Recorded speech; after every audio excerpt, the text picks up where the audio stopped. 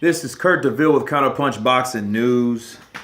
And I love this sport that I hate so much. You know, this is boxing, of course. And I just got through watching the All Access epilogue of, actually, I watched two. I watched Canelo and Mayweather epilogue, which was very good. And I also watched Lara versus Canelo's epilogue, which was two good series.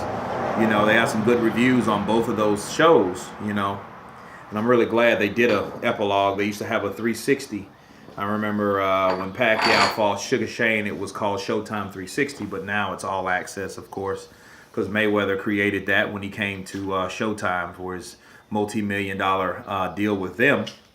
So I was just going over those and I was watching those two videos, man, and I noticed that the performance from Mayweather when he fought Canelo Alvarez, and I noticed that when they were, you know, the scorecards, and, you know, there was a discrepancy and a problem with the scorecards in that fight, you know, and, you know, it was a referee by the name of C.J. Ross had the fight 114 to 114. She had it a draw, which anyone saw that fight knew that definitely was no way near a draw whatsoever.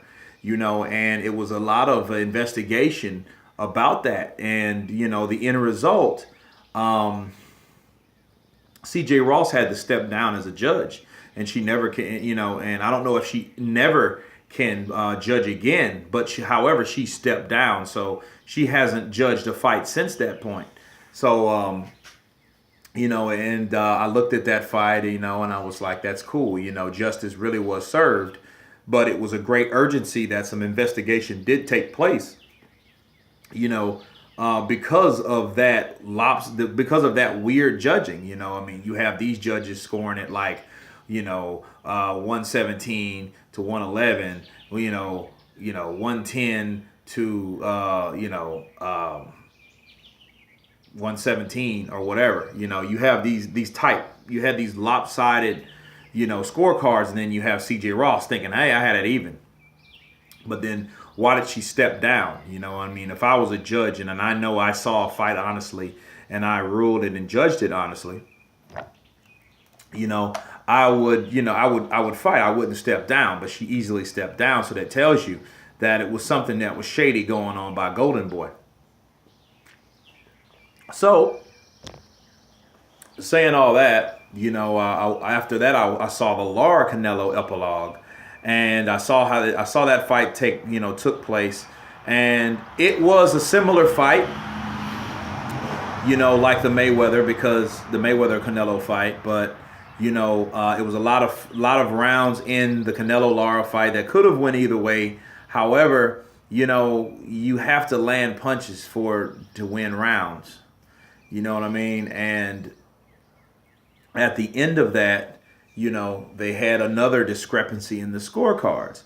Well, you had 113 to 115 for Canelo. Then you had 113 to 115 for Arizmendi Lara. But then the third scorecard was just totally to the left, which it was 117, 111. You know, and no one said shit about that. You know, Arizmendi Lara, of course, addressed it in the post-conference. But it was like, okay, why should something like that go unnoticed, you know, or unbothered? You know what I mean? No one investigated that whatsoever, with Levi Martinez being from New Mexico and judged a fight 117, 111. That's 9 rounds to 3 for Canelo Alvarez. You know, and I'm thinking, like, I don't even see where they could give him maybe 7 rounds. I mean, 5 rounds. Maybe 5 rounds you could give Canelo Alvarez. You know what I mean? And maybe. That's a maybe. But I seen Lara winning 8 rounds to 4. You know what I mean? You could argue 7 rounds to 5 because, again, you had a lot of rounds in that fight that could have went either way. But there's no way Canelo could have won that fight. You know what I'm saying? And it's sure as hell no way he could have won 9 rounds to 3. You know, so I just looked at that like, what happened to the urgency? You know, when you had Mayweather on Mayweather's camp, you had all this like, oh shit, what's going on? This needs to be investigated. And immediately CJ Ross was investigated, you know what I mean? And then it was like the shit got too hot, you know, she got out, you know, look, the heat got too much, so she got out. So she you know, she left, you know, she stepped down. Well, Levi Martinez, nobody questioned him as, you know, and then of course boxing commentators will say, well, hey, this was an unimpressive win by Canelo Alvarez or whatever. And, you know, the fight was, you know, real shady and things of that nature, you know, and, you know, it was a lackluster and things of that. But no one really pinpointed, like, what happened to, where's the investigation coming from this Levi Martinez with his scorecard? You know what I mean? Do you think that if Arizmendi Lara was a big draw like Mayweather, you think that would have been unnoticed? Fuck no. What would have happened if that would have been 117 to 111? Those scorecards would have been, when that scorecard would have came out, it was 117, 111. Dude, you would have had probably a riot in the ring if that was coming from Mayweather's camp. You know what I mean? But Mayweather is the house name. And since Canelo at that time was a house name against Arizmendi Lara, you know, no one gave a shit, which is not fair at all to the sport, you know, and to the fighter and to the camp, because Lara actually legitimately won that fight. He outpointed, he outboxed, he outlanded, he outclassed. He did all these outs, you know, but what was in was his decision to win. You know what I'm saying? So it was a problem in that situation, and it should be addressed. And, you know, a little more knowledge for you. You know, when Lara fought his first loss, you know, unlegitimately, you know, but technical loss was to Paul the Punisher Williams. And in fact, that the scorecards were so far off that all of the judges were suspended. All of them, you know, if you didn't know that, you know. But I'm like, well, screw suspending the fucking judges. Recall the fight, recall the decision, call it a no contest or a draw, but don't give a man a loss when he's never actually lost. You know what I'm saying? So, you know, when fighters get that type of injustice, it's hard for them. It's hard to, you know, confidence-wise, man, you know, to give them any faith in the sanctioning bodies, you know, that's set ahead to judge these fights. You know, where do you think these judges really come from? It makes you question everything from the top all the way down to the bottom. You know, do you think Levi Martinez was a fighter was a judge that was randomly selected? Fuck no. He wasn't randomly selected for that Lara Canelo fight. He was picked there to be that particular judge that made that type of decision. Come on. You know, I'm just being honest and being real. And, you know, this is boxing. You know, I love this sport that I hate so much, simply because it's things like that causes boxing and gives boxing a bad name. You know, like Teddy Atlas said, follow the money. They knew Canelo was going to win a decision unless Arizmendi Lara knocked him out, which didn't happen. You know what I mean? That didn't take place. So it was one of those situations where, you know, the guy without the biggest name, without the biggest money, was going to lose the fight. It was already set up. You know, it was a hook, line, and sinker. You know, but it's unfortunate for fighters like Lara, you know, to get big fights and not along win decisions. You know, so, you know, that's the second loss of his career. And, you know, it's hard for the mentality of a fighter going in, you know, fighting these top house names without a knockout. You know, I would be nervous at every 12th round bell because I'm not that house name. I'm not that guy that sits people in the seats that people really want to see. That's that pay-per-view attraction. I'm not that. So, I would be scared. I would be nervous. I would be concerned every time I go 12 rounds with a guy like Canelo, a guy like Paul the Punisher Williams used to be. Unfortunate what happened in his accident. But he's not fighting anymore. But he was the house name in those fights with Lara. I have to question those type of decisions. And I will always question those. But as is for Canelo Alvarez, that's why he never really got the respect from me, because I don't even see why he's a superstar. He's won by default, because of Mayweather and Pacquiao retiring from the sport. He was that guy that was being built up to be the next guy. But he still hasn't done the things in the ring to even, legitimize himself for that title. So, a guy like Canelo Alvarez, he wants to say, I want to give the fighters the fight. I want to give the fans the fights they want to see. But I don't think that he believes in that shit anymore. I think that Canelo's all about the money. He picks this fight with Khan, knowing that Khan has a glass chin, knowing that Khan can go down and will be knocked out. I hope Khan wins, because Khan is a type of fighter that I think will fight other fighters, because I think he has more. He's had his own discrepancy in the sport, and he's done his own thing, but you have to give him balls merit for going up to fight Canelo Alvarez. But it's just shame on Canelo to make a fight like that, because it's like, a bigger guy fighting a smaller guy,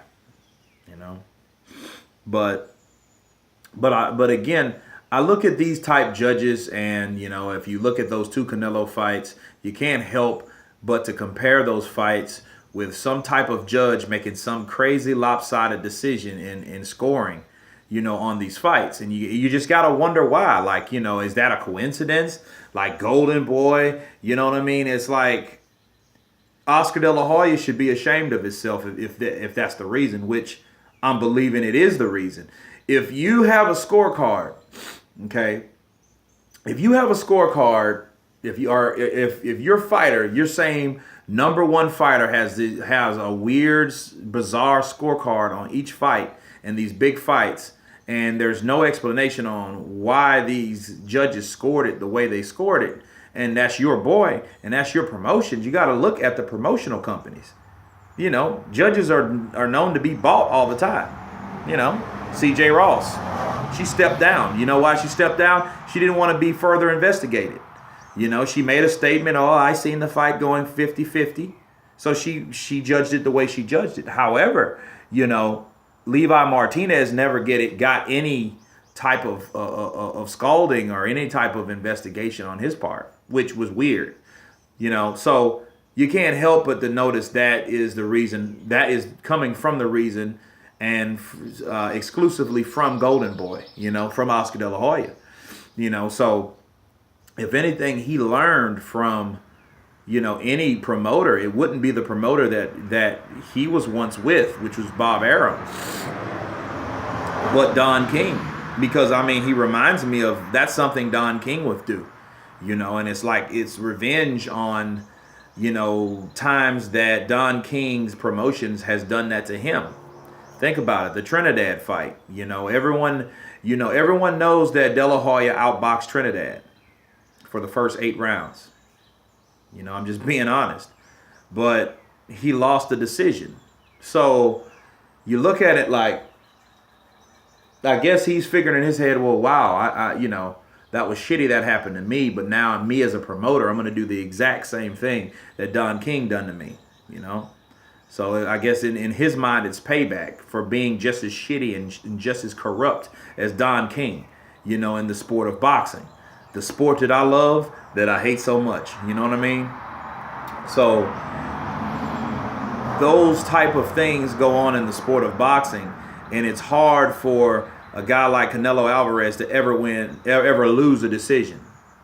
So And even the one loss that he has on his record, he damn near won.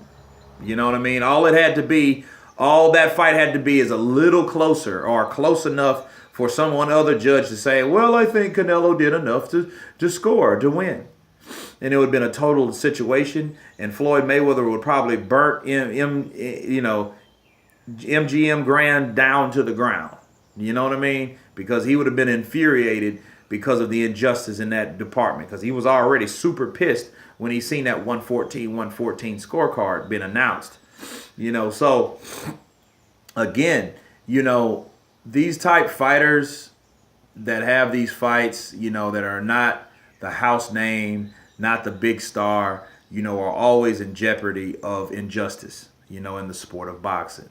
So, I'm just stating that and make that clear, that, like judges like Levi Martinez, they should step down, and they should really have a better screening system when it comes to, picking judges, because I don't think that's foolproof. I think they're corrupt.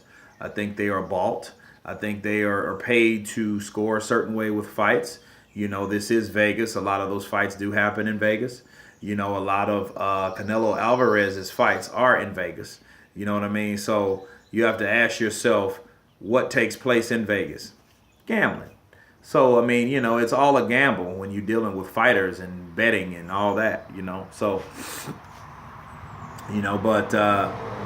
but Levi Martinez is no exception, and then he's not alone, because he's been bought by, he's not the only one that's been bought from the sport of boxing.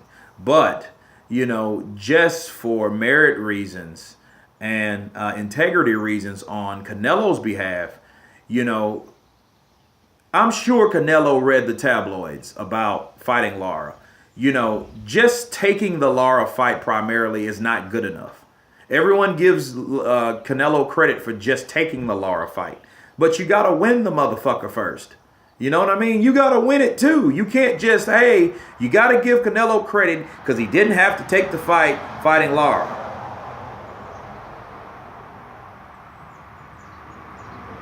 I don't get that shit at all. That makes no sense to me at all. But then a lot of people will say that. They'll first say that like he gets some kind of merit for taking that shit. No, he's supposed to fight Lara anyway, because Lara was the best at 154 pounds. He was the best that weight class had to offer, period. So, yes, that was what he was supposed to do. That's what champions do. That's what people that care about legacy do. They fight the best fighters out there. That's what they do. So it's no reason for Canelo to get married for just taking a fight with Lara and not even in beating Lara and getting a gift decision. A lot of people will tell you, Lara ran. No, Lara ran and outpointed Canelo. So how the fuck you run around? Where are you going to run, to the locker room in a 4 square? He can't run too far. He can't run to Cuba. He can't run to Miami. He can't run out of that ring. So obviously... And he was able to do all this running and outpoint Canelo Alvarez. That makes no sense to me whatsoever. You was running and did all that. I'm running from a person, but damn, he has a left eye. He has a black left eye. He had to wear shades in the post interview. He had to wear shades for that shit. Why? Because he wasn't comfortable with his looks. Why? Because he got hit in the fucking face. How? He got punched. By who? Arizmendi Lara, the dude that was supposedly running. I love this sport that I hate so much. You know what I'm saying? It happens that way. So Canelo Alvarez had to see the negative comments on Twitter, in the newspaper, if he read them. He's probably slamming his chick because he just turned 24 at the time. Who knows? But I'm pretty sure he had to get some of that backlash and had to get, wind of that. Knowledge of someone saying, dude, we think you really lost. You know what I mean? So him just taking the fight with Lara wasn't good enough. And then if he was any type of fighter that had any type of integrity, he would have had a rematch with Lara. And a lot of people don't want to see this fight. But his promoter, the coke snorting ass fucking Oscar De La Hoya, already stated in the post-op conference that, hey, there will not be a rematch. Lara has to step in line. Fuck that. It was a split decision.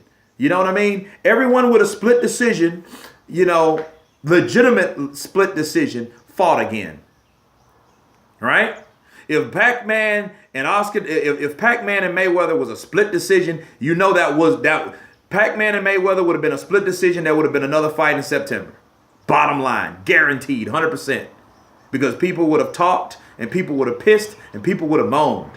You know what I mean? Why do you think Madonna fought Mayweather again? Why? Simply because it was a close fight, the first fight. You know, it was a fight that Floyd didn't anticipate Mayweather fighting him the way he fought him. So, you know, when you got a split decision win, you know for a fact that could have went either way. You know that. You know, so, I mean, I don't see how Canelo's comfortable with that decision, you know. Just by, I took the fight. I didn't have to take it anyway, but I got the decision, so hell with it. I'm going on with my life. You know, that's how he don't want to hear anything about that. If I was Amir Khan and that face-off in that face-off, HBO's face-off, if I was Amir Khan, man, I would state statements like that. Well, dude, I think you lost to Lara. That would piss him off. You know, that would give him edge. But, you know, Canelo's a Brit and he's not, you know, he doesn't have the David Hay, you know, mentality. I mean, he talks some shit here and there, but you know what I mean? He respects Canelo because Canelo's kind of like he's not a shit talker. He's a real quiet dude. You know what I mean? He's like the quiet assassin type cats. But there should have been a rematch. You know, there should have been a rematch because, and that fight shouldn't have been in Vegas. If they fight again, it should be in Miami or New York. It should not be in fucking Las Vegas or Texas. It can be at the Texas Stadium. You know what I mean? So, or in Arlington. So that fight could, you know, easily be sold and sold out. You know, but I would prefer it in Miami or New York. You know, you need something that's not a Mexican-based area. You know. And the fight would sell. It would sell very easy, you know, because it's a part two of a fight that, you know, a lot of people thought 50-50 about. You know what I mean? And a lot of times, you know, the only excuse they have with Lara, well, he didn't do enough. He didn't punch enough. But he punched enough to outpunch Canelo. You know what I'm saying? So no one ever brings that up. You know, did Canelo do enough on his end? By throwing those punches to the body, a lot of them hit his elbows and arms. And I know the concu box, you know, count. Really, who's to say, you know, gave him those points where he really actually didn't land? You know, who's to say that? So I question everything, you know, especially when you see people like CJ Ross and Levi Martinez. You got to look at from everything from the top all the way to the bottom.